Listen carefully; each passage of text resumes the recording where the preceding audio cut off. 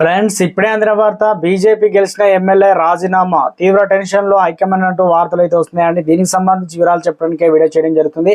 చాలా మంది వీడియోస్ ఉన్నారు కానీ సబ్స్క్రైబ్ చేసుకొని మర్చిపోతున్నారండి. దయచేసి ఛానల్ సబ్స్క్రైబ్ చేసుకొని బెల్ ఐకాన్ ఆల్ పైన ట్యాప్ చేయండి. ఇప్పుడు ఇంపార్టెంట్ ఇన్ఫర్మేషన్ మిస్ అవ్వకుండా మీ ఫోన్ నోటిఫికేషన్ వస్తుందండి. చాలా మంది చూస్తున్నారు కానీ లైక్ చేయడం లేదండి.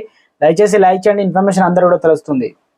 బీజేపీలో చేరిన బీఆర్ఎస్ మాజీ ఎంపీ నగేష్ కు తనకు ఇలాంటి వ్యాపారం సంబంధాలు లేవని, తమ మధ్య వ్యాపార సంబంధాలు ఉన్నాయని ఒక ఆధారం బయటపెట్టినా తన పదవికి రాజీనామా చేస్తానని ఆదిలాబాద్ ఎమ్మెల్యే పాయల్ శంకర్ వ్యాఖ్యానించారు. ఆదిలాబాద్ ఎంపీ టికెట్ నగేష్ కు ఇవ్వాలని తాను చెప్పలేదని చెప్పారు.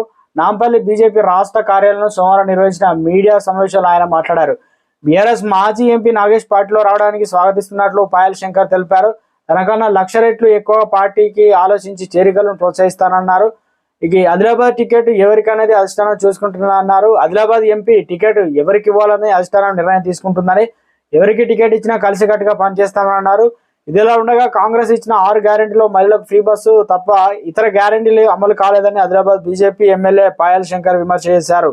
ఇక మొత్తానికి మంగళవారం రాష్ట్ర కేబినెట్ సమావేశంలో ఉందని, 100 రోజుల్లో ఇస్తామని చెప్పిన 6 గ్యారెంటీలు అమలు చేయాలని చెప్పేసి ఆయన డిమాండ్ చేసి, వ్యాపార సంబంధాలు ఉన్నాయని ఒక్క ఆధారం బయటపెట్టిన తన పదవికి రాజీనామా చేస్తానని ఆదిలాబాద్ ఎమ్మెల్యే పాయల్ శంకర్ అయితే బీజేపీ ఎమ్మెల్యే సంచలన వ్యాఖ్యలు చేశారు. రాష్ట్రంలో ఒక్కసారిగా దుమారం రేపుతుంది.